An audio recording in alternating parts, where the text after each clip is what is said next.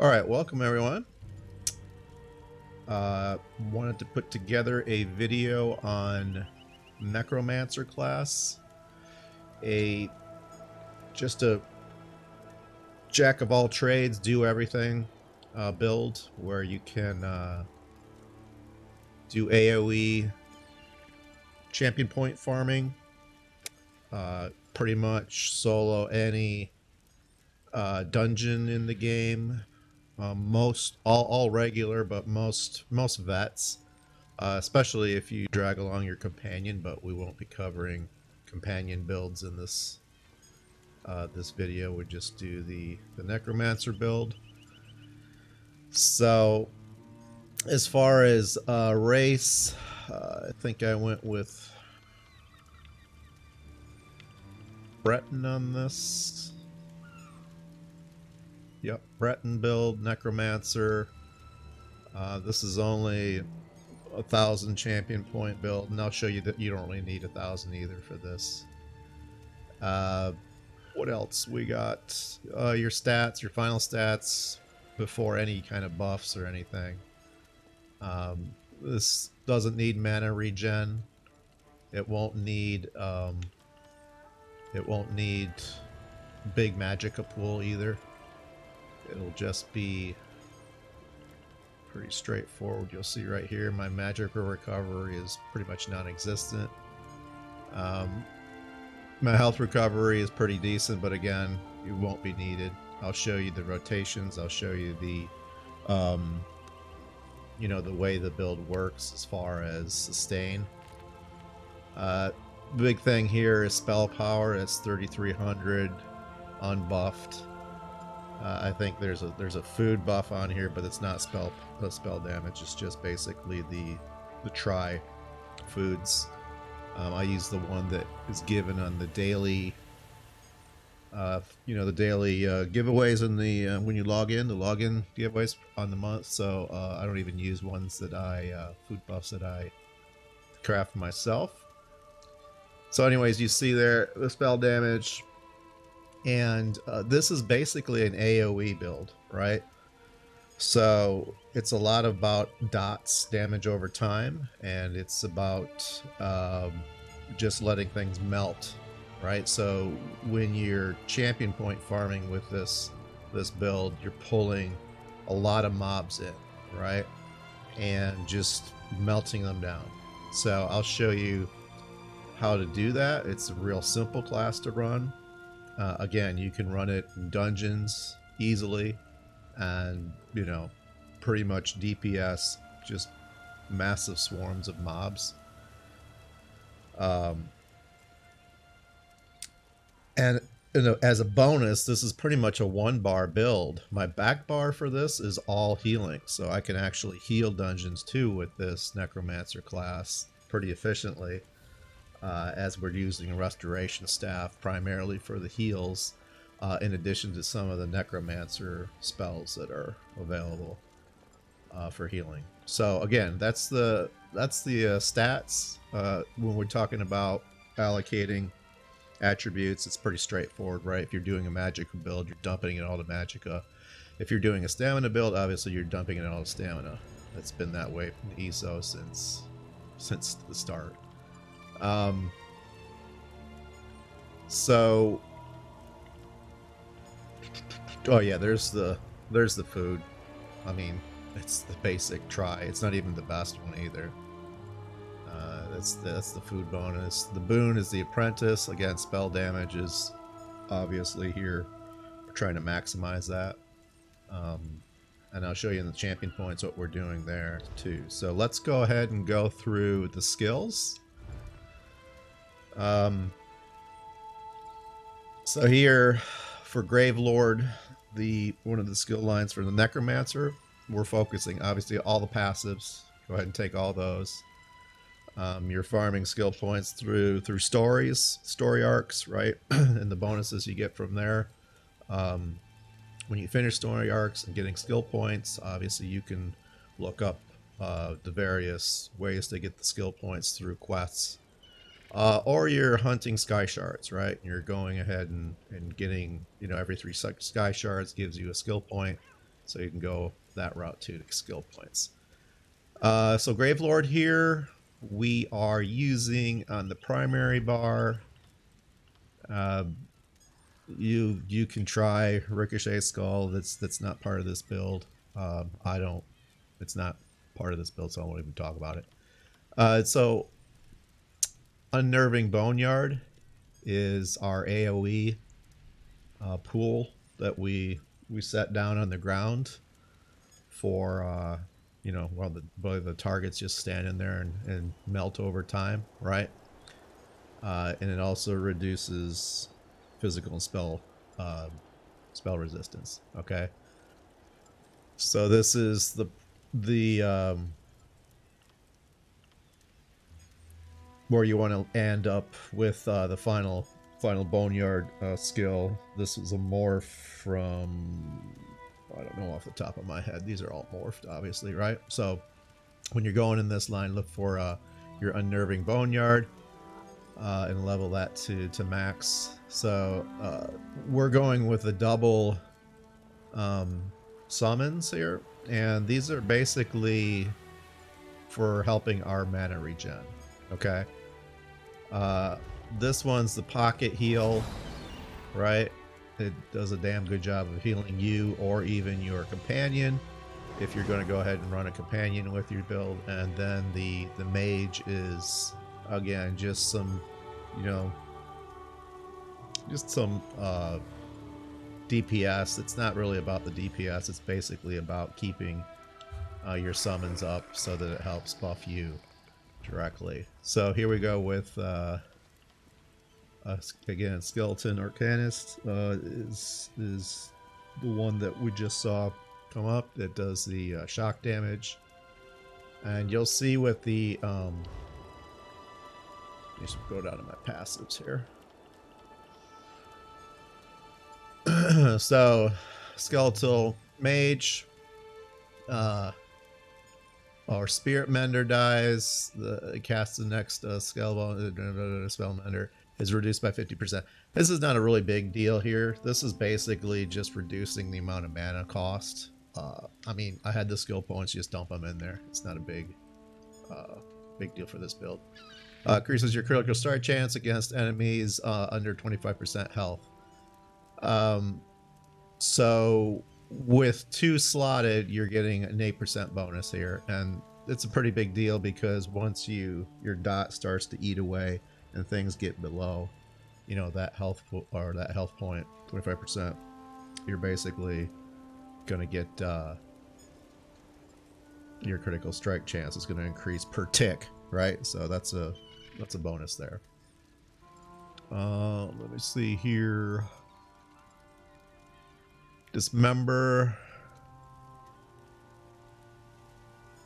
No, that's just basically a buff to yourself, and then it's a long time since I looked at these passives. You just assign them all because they're beneficial in one way or another. Increases your damage done when damage over time effects by 15%. Obviously huge for this build, right?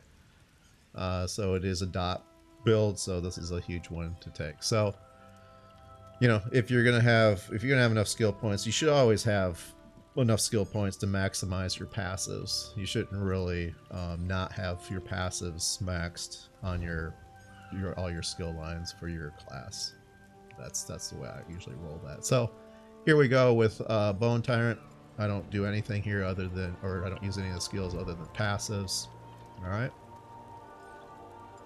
Death Gleaning. Okay, when it dies 20 meters, you restore 200 magicka. Okay. That's with the Bone Tyrant ability slotted. So I just said I don't slot anything here.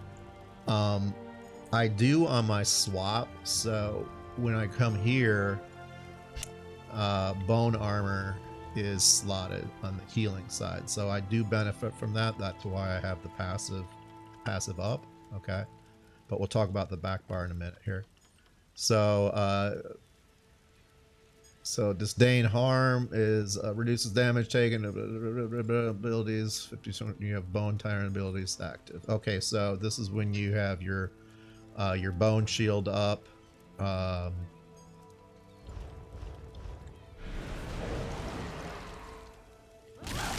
your heal. There's this. So It's basically bone armor. All right, so you're gonna benefit from that.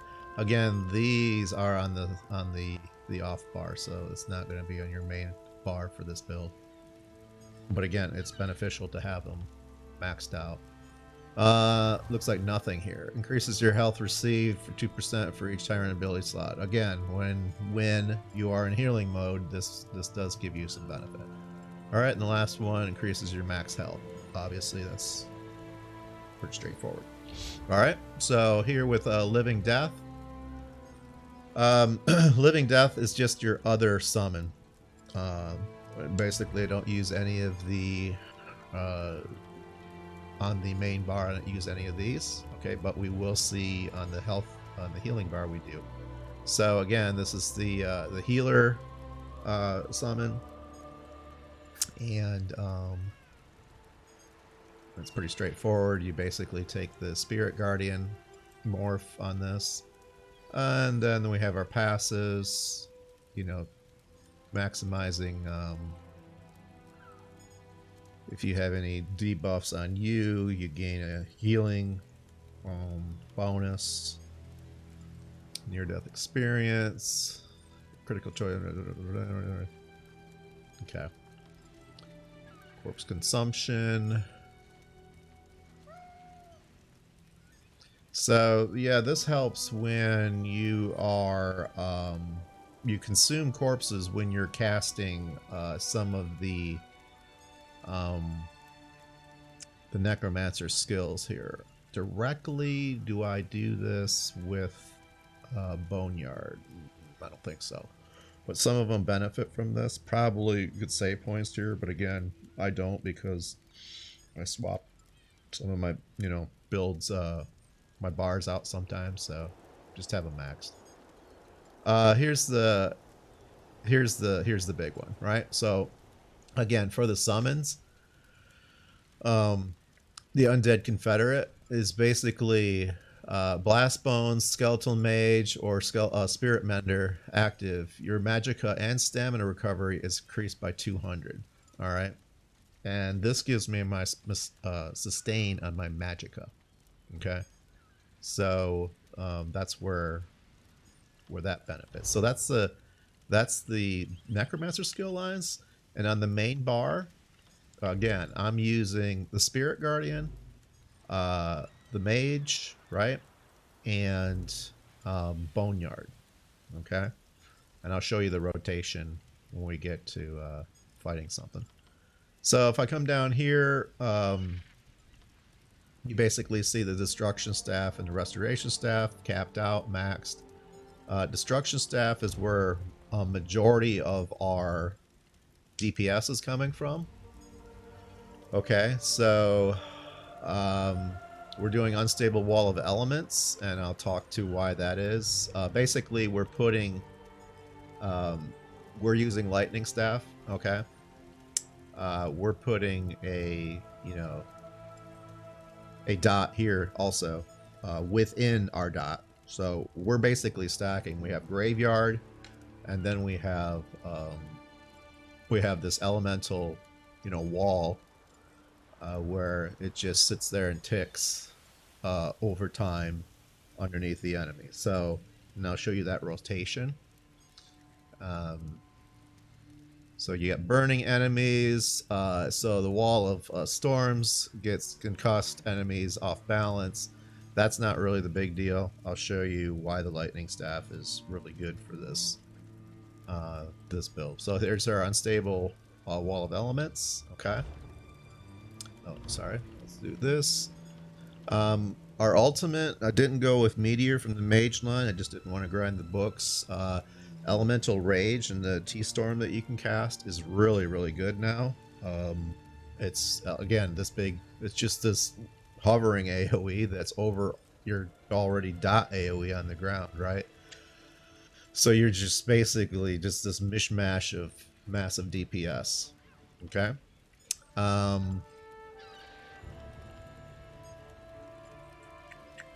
Oh, Pulsar? Yeah. So, why isn't that colored right? It's strange. It looks Storm Pulsar, and this color is just Pulsar, and it doesn't tell you it's Storm. All right, so there you go, Bethesda. Pulsar is basically a debuff, right? What happens here is it reduces the maximum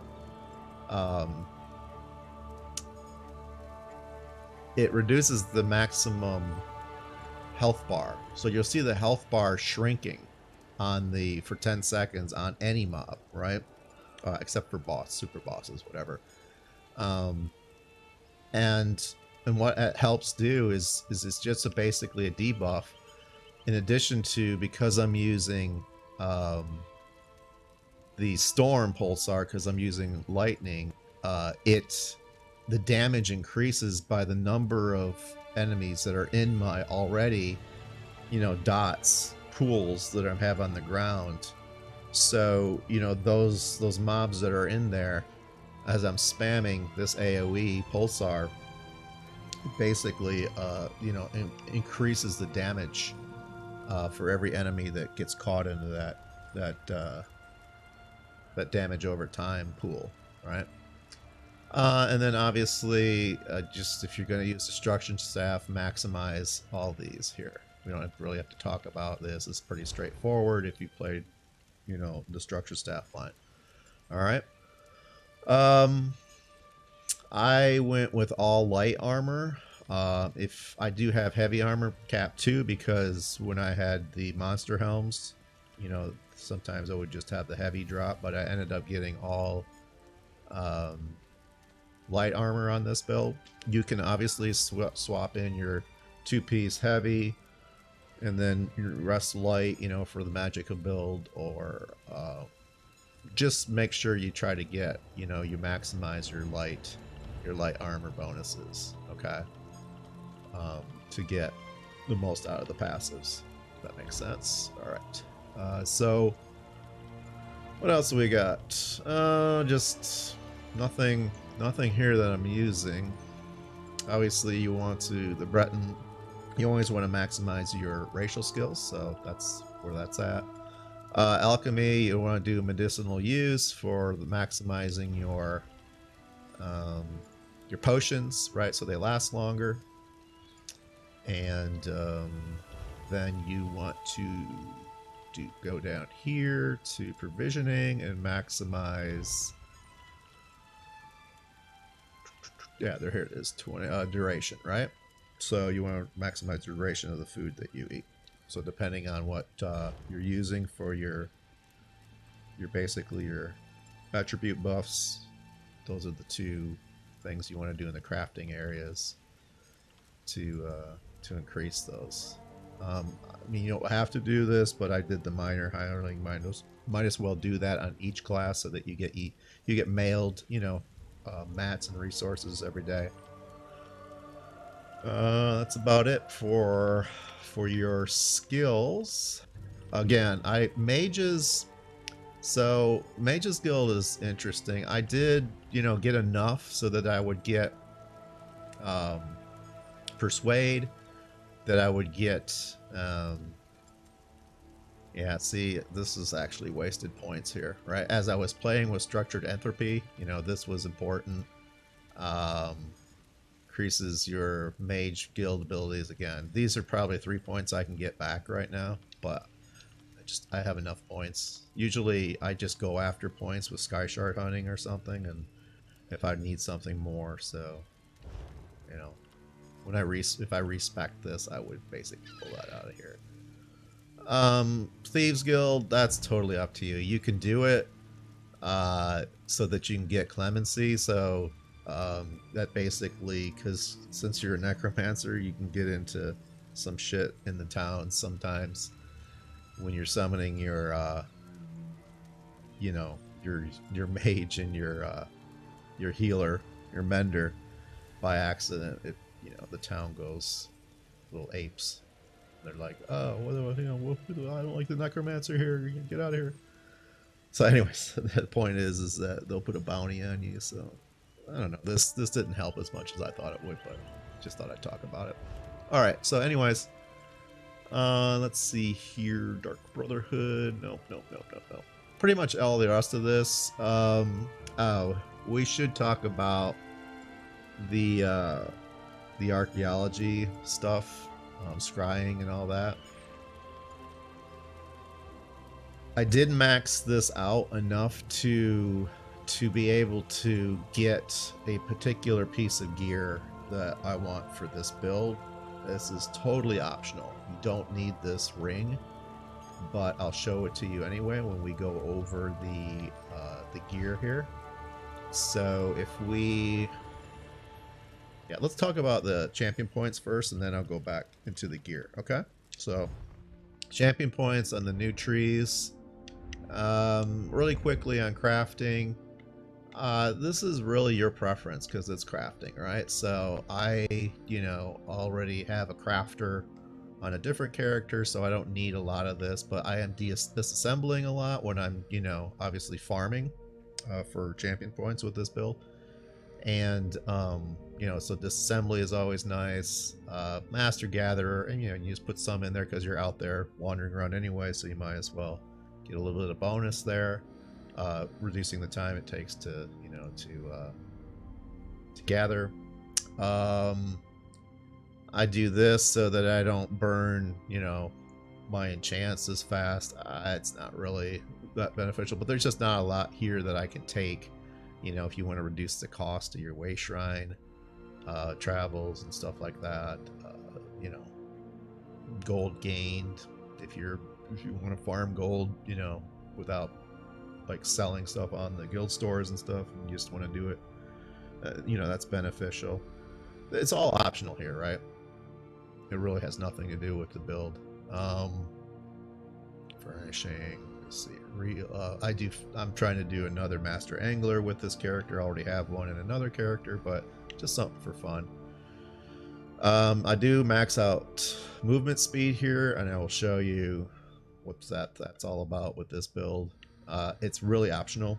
This build isn't about speed, but I don't use a mount in this build, so basically we'll start to understand why. Let's not go to warfare yet. Let's just do fitness real quick. So fitness, you do want to maximize your health wherever possible. That's pretty obvious. So you're here with heroes. I want my elemental status effects applied more, so I've been, this is something I'm working on. It's like, yeah, it's nice to have. Let's work on this one. Reduces the sprint or stamina cost because I have a speed build. Yes, I want to reduce, sprint cost. Okay. Here increases the movement speed when sprinting. Obviously, again, since I'm basing this on moving quickly from mob to mob or area to area, I have that maxed. Okay, so here restores 300 magicka per stage whenever you kill an enemy. Again, I don't have a lot of magicka recovery in this build, don't need it, so when I'm melting enemies just continuously with dots, it just this is very beneficial, right? Health recovery, I don't use my ultimate a lot, so this is very efficient for me because my ultimate's up all the time. I just kill things too fast to even worry about the ultimate, right? Maybe if it's a boss fight or something, world boss, then I'm using my ultimate, but otherwise, I get really good health recovery with this. And you'll see I don't take a lot of health damage at all with this build. I mean, it's kind of ridiculous. All right, so we go over here. You want to always max these, in my opinion. So you have Boundless Vitality, Ironclad, and Rejuvenation, right? So that's pretty much it in the fitness line. Again, a lot of it's after that is up to you. But for this build, those were the important parts. All right, so into Warfare, we'll just start with this guy over here. Obtain Aggression, spell damage, spell damage, spell damage, right? So obviously we're going there. This is my last pool. I'm just kind of coming back here and adding some magicka. Don't need it. You don't really need to focus here. So if you're lower on champion points, your focus is, yeah, I could talk about that real quick. That's a good point. You're gonna have enough, you're gonna have champion points in each area. It's not like you're, can use all your champion points in one area. So here, I would say, it's, again, this is preference over here. You spend the points how you want to spend them, but just focus on what you're doing in your crafting area, right? Here, real quick, you're definitely going to want to try to get this, maxed out so that you can at least get to these two, right? In my opinion, for this build, okay? If you are about speed, you're going to want to get, these two. So you basically if depending on how your champion points, how many you have, right? You want to take a look at, maximum health is important. Okay. Armor, not as much for this build. Not really that much for this build. So if you're lacking in champion points, work on this last, right? This is good for, our recovery, but again, not that important. So I think it's really more important to be over here to get that bonus magicka back and your health recovery. But again, you can go in stages in a lot of these, right? There's stages that you can apply just a little bit to it and not have to max it out. So here, there's a good example of it, right? This is definitely not one that you need to focus on. So the less the fewer champion points that you have, I would focus on obviously getting your health up, getting some of that recovery up, and then working towards towards these two and the minimum requirements to get there, right? Obviously, what are we putting on our champion bars? That's probably important. In this area, I am doing the health recovery, as you see there. I'm doing siphoning spells, magicka per stage whenever you kill an enemy. Okay. I'm doing rejuvenation and boundless vitality. All right. So what I'm not doing, see, I'm not even slotting armor as an active. Okay.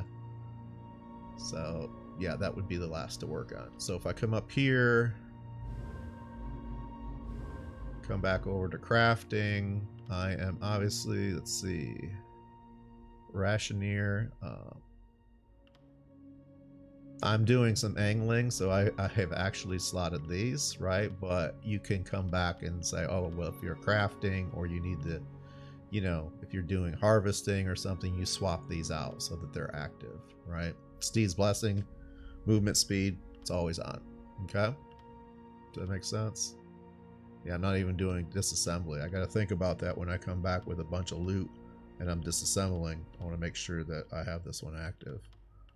But if you're out doing a fishing run, or devoting your time to fishing, then I want to try to keep these active. Anyways, that makes sense, right? All right, let's just let's do warfare here, okay? So this one is priority, right? So we want to get our weapon and spell damage up for this build. Nothing in this chain, nothing in that line. This again is spell damage. If you can get there, yes, let's do that, right? So precision will help you get there. So let me start here and break into this, okay? Quick recovery is not that important, so you just take the bare minimum so that you can get to preparation. Okay, so this is kind of like it's just basically a DR. Not really that crucial if I think about it now, right? It just helps you stand there and stay alive, right? You don't even, I would question that I need this. I have enough skill or champion points to do this, but it's not really necessary. So you could save some points here, to be honest. I think you can just take to get out of here, to get out of this and to go to the next stage for the link, I'm pretty sure you only need 10. But it might be the reason why I have 30 in here. But I don't know right off the top of my head. But anyways, you need to get up to here, right? To make the connection. So you come in here. And so offensive penetration, piercing is important. Weapon expert. For this build, this is pretty much mandatory. All right, because we're doing light and heavy attacks all the time. Very simple, very simple. We're laying down our dots and doing the staff, lightning staff, light and heavy attacks. Okay.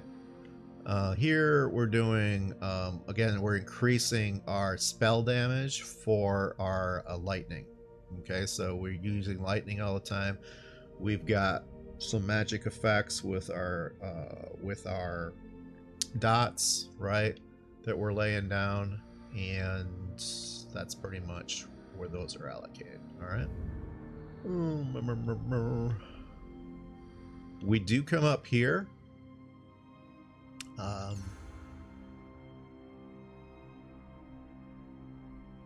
Whoops, it's not what I want to do. Oh, I think I know what I did. All right, hold on. Probably just swap something out.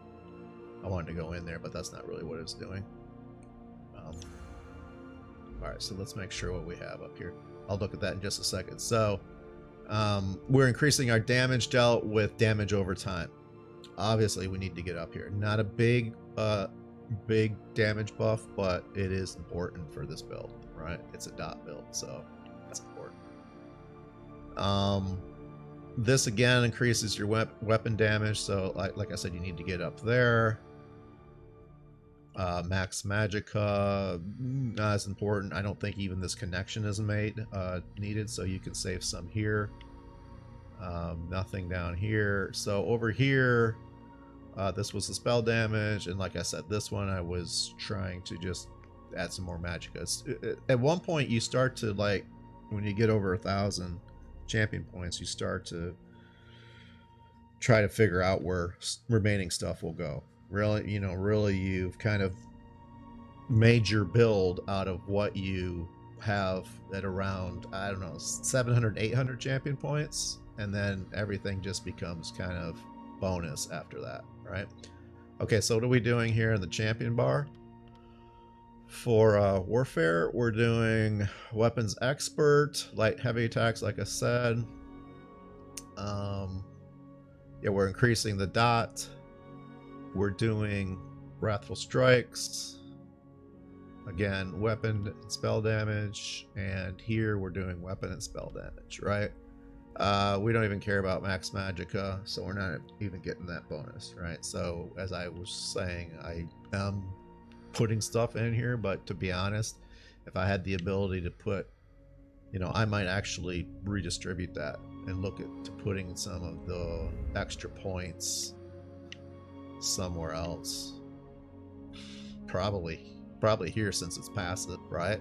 So once I get 20, I can get to the next stage, so I can save 5 here. I just redistribute and then do that. So that's pretty much our champion points. I mean, you can come back in the video and slow it down, because I was probably going on and on and on about things, but I like to be overly just descriptive. So here we go. We have our champion points. Now we talk about skills, we talk about champion points, we talked about our stats. We'll take a look at the gear. All right, so pretty simple.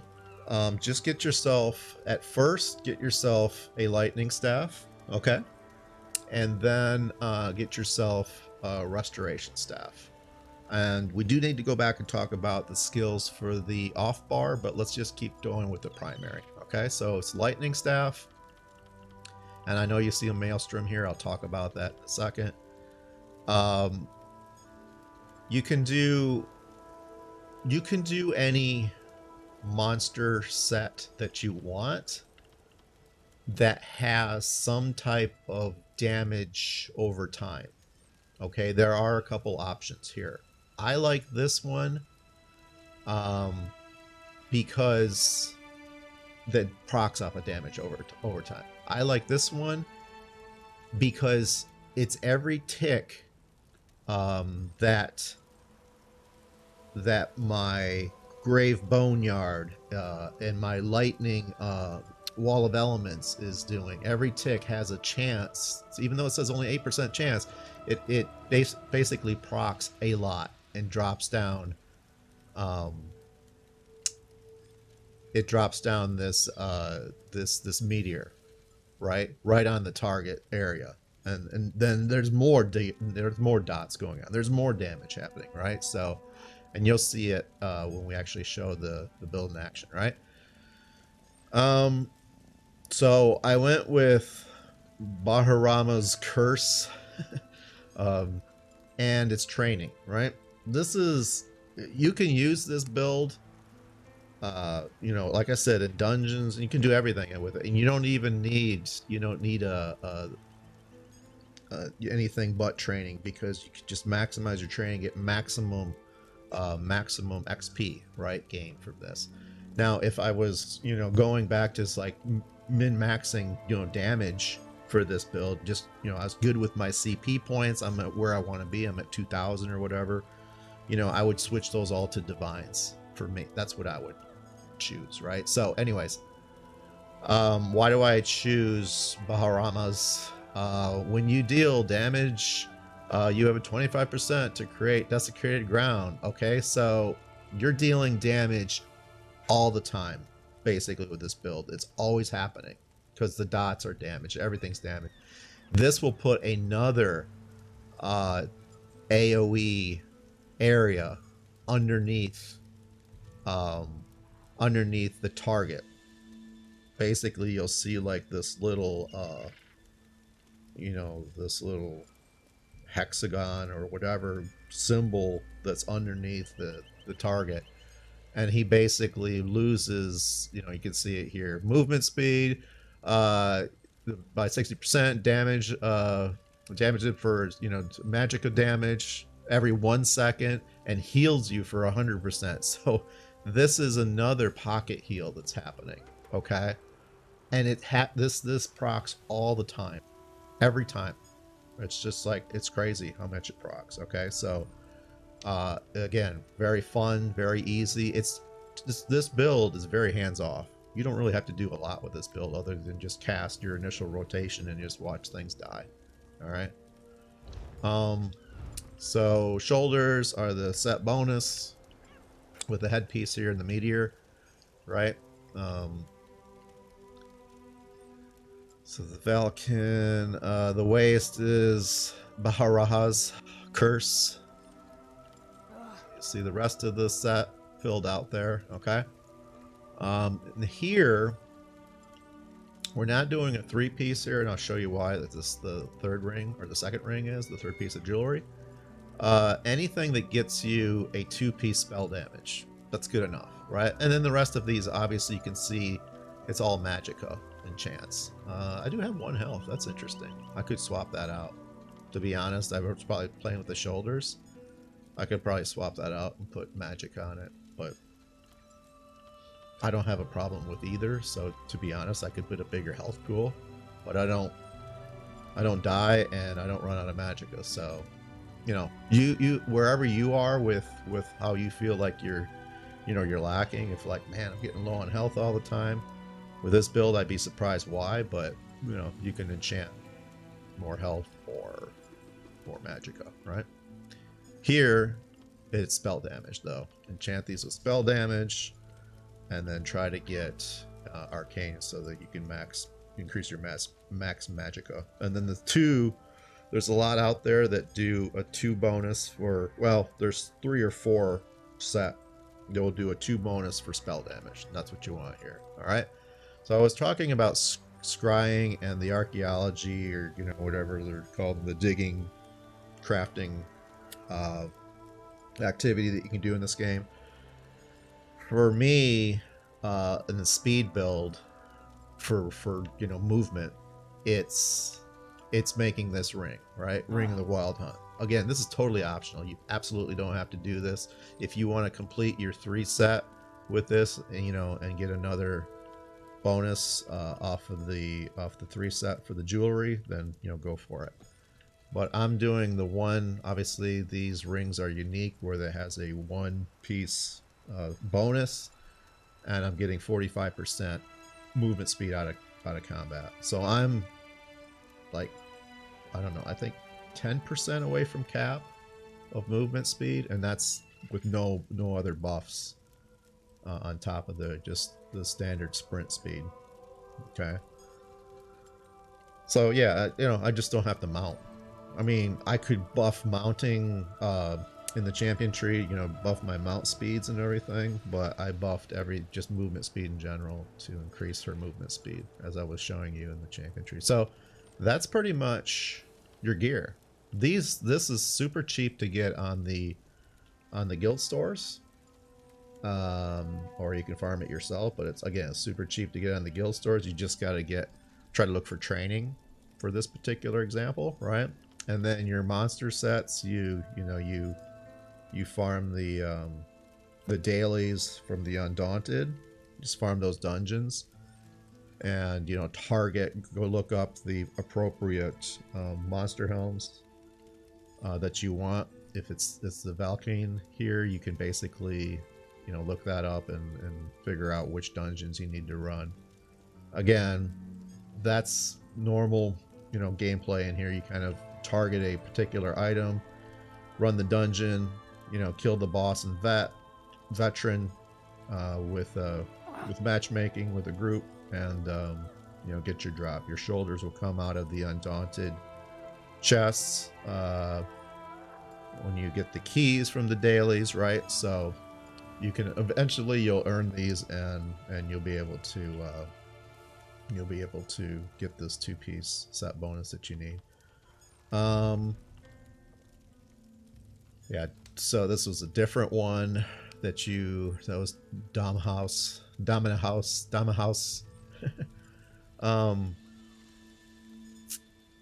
Another option for, it's a Ring of Fire. This one I didn't like that much because it's, again, when you deal damage. So like I was saying, there's multiple options here. So it just depends on your preference and play style. But another monster helm. And I think, this is another monster helm with another type of when you deal damage, right?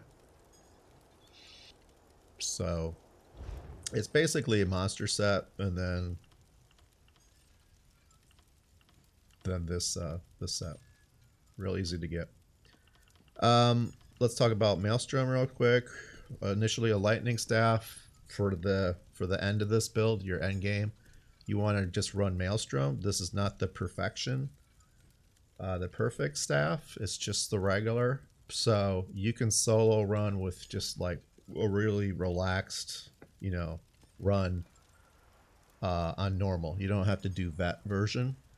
Just do normal, and then just upgrade your staff to the end, unique or whatever yellow gold is. Upgrade it yourself at your workbenches, and you'll be capped out with your Maelstrom. And because while the Maelstrom lightning staff, obviously we talked about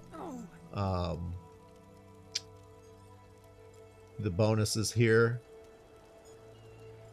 So basically it's the crushing wall set. Your light and heavy attacks deal additional damage when your enemies are in the wall of elements, right? We talked about how the skills are lining up that way so that you reap a bonus from that, right? So when you put down your wall of elements and I'm light attacking, heavy attacking, I'm getting more bonus damage to those targets that I'm hitting with my Maelstrom staff. Make sense?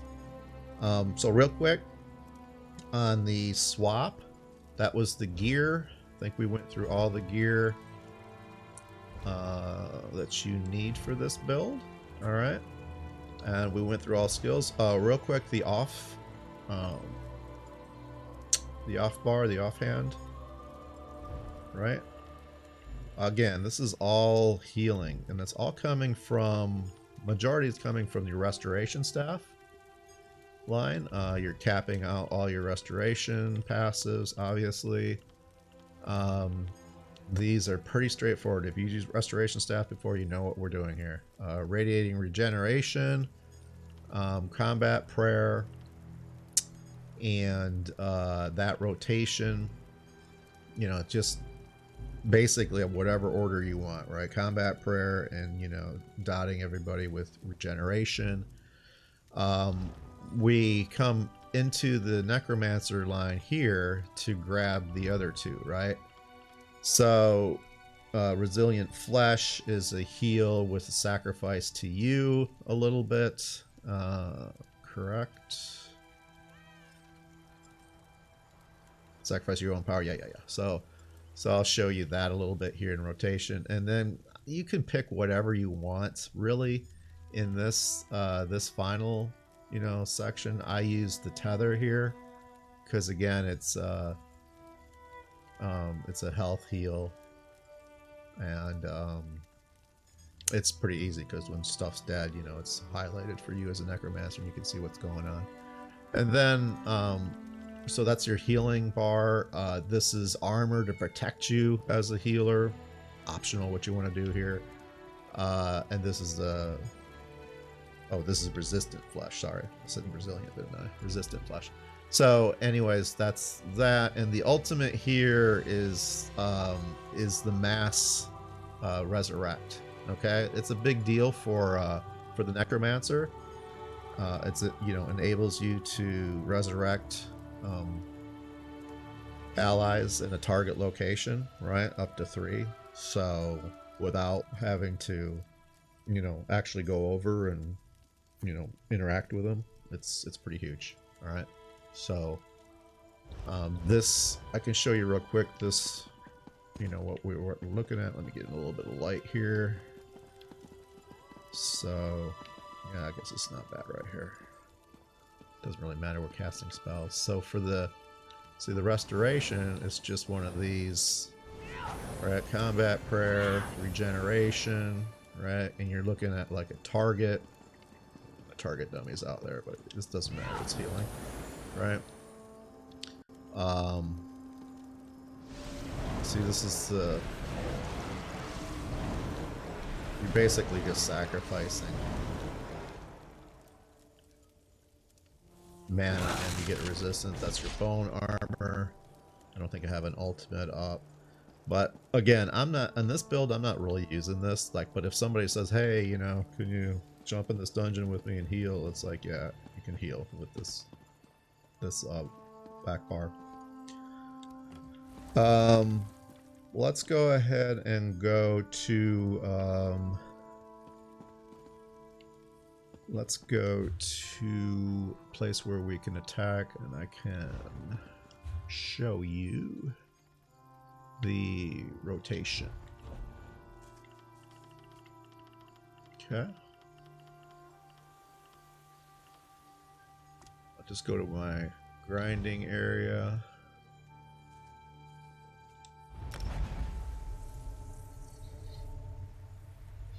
Trying to remember if I forgot anything here. I don't think so. Everything you need to know. Talked about the food too, right? It's really, the food is what are we using here? Just the stuff that you get. You can do whatever food you want. So, but real quick, I'm using, yeah, the crown stuff, the fortifying meal, which is kind of strange. Why is it reduced in my menu? I don't know. I thought I saw 3K across the board. Maybe I chugged something else. My companion's out. You know, we can do this without the companion because I'm just leveling him. So let's just get rid of him so that we don't confuse anybody to think that that's required for this build. Companion is totally a bonus. Doesn't need to be out. It's fun to have him out though. So.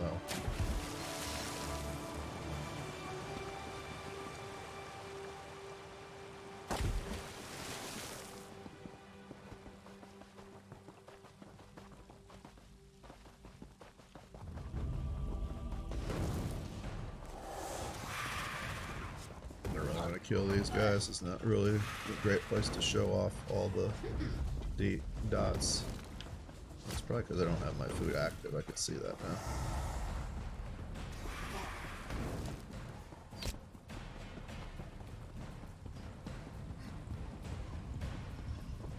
Let's get that active. Food's in. Alright, really? Alright. Really?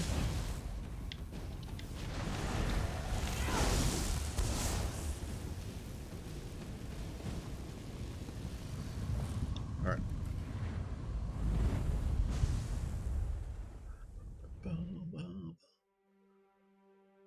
So in here, the rotation pretty much is you can bring up your summons if you want. I just dot pretty much everything with the lightning staff, right?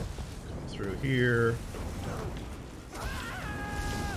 Bring him in, right? And then just kind of get these guys gathered. Put down Boneyard. Put down Wall of Elements. Elements, right? And you see the meteor that's coming down? That's from the proc on the Monster Helm set. And if you can see, you see this around him right here? That's from the Baharamas. Sorry, I'm mispronouncing that. That's from the curse. See that? And I'm not using anything else but the regular lightning staff light attack, because I'm getting bonuses from that, like I was showing you, right? That's the biggest part. So I can pull multiple mobs, and you can see that I don't even have my summons out right now, right? But you can see, look at my health isn't going down. I can spam stuff. This is Pulsar right here, right? You see their health bars get smaller, the maximum health. And then just things are just melting, right? Like this poor guy right here.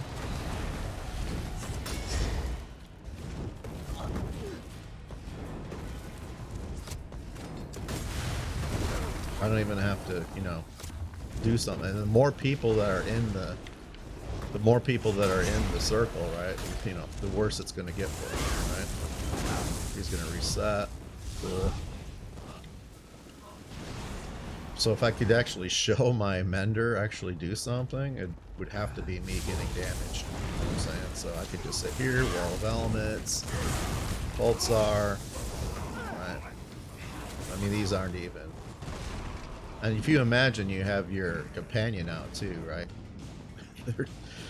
They're like running from mob to mob to try to get a kill shot in, or even a hit in before everything dies, right? So yeah, this is a good put your experience scrolls on, right? Or your potions, whatever you have, and just go to town with killing these mobs. This particular place I went in Green Shade, the Daedra mobs like this, they offer higher XP, right? So on top of whatever you're doing with your scrolls, experience scrolls or your potions, that's definitely worth. And these pretty much respawn super quick, so I can just run back over here. Let me grab some of this loot. There's you're gonna get tons of loot that you can deconstruct, or research, or if you're still trying to research, break down things for crafting to research. You can definitely get a lot here, and you can also just get a lot to sell, right? See, I'm not casting anything. See, my ultimate's still up here, right? If I actually want to do my ultimate, that would just be a bonus, but right now, there's really no need for when you're killing. Like if I, did my Boneyard, obviously way overkill, right? This guy went right outside, but he's still gonna die. You see the debuff that's under him when I just cast. I want to kill him. Try to see if I can get the Baharas to rock on it. just that they die too quick, right? And this pretty much is the same in dungeons too. It's just not. It's a great build, right? See it underneath them right there? Yep. It's Balras. This is Boneyard. Wall of Elements is another one now he's standing in, and then I get increased damage just by tapping on him with a light attack. The reason you're not burning through mana with this build is because you're just not using a lot of spells consistently casting, right? You're just letting all your procs from your gear happen, and just your procs from your dots. Boneyard, the gear procs, the meteor, everything that's burning, right? So, anyways, you get the idea. It's super simple to learn. It's a fun, fun way to grind CP, because there's just not a lot of rotation required, not a lot of thought required. So hopefully you enjoyed that video. I know it was a little bit long on the words, babbling a little bit, but hopefully I got everything across. And thank you for watching. We'll see you. Boop.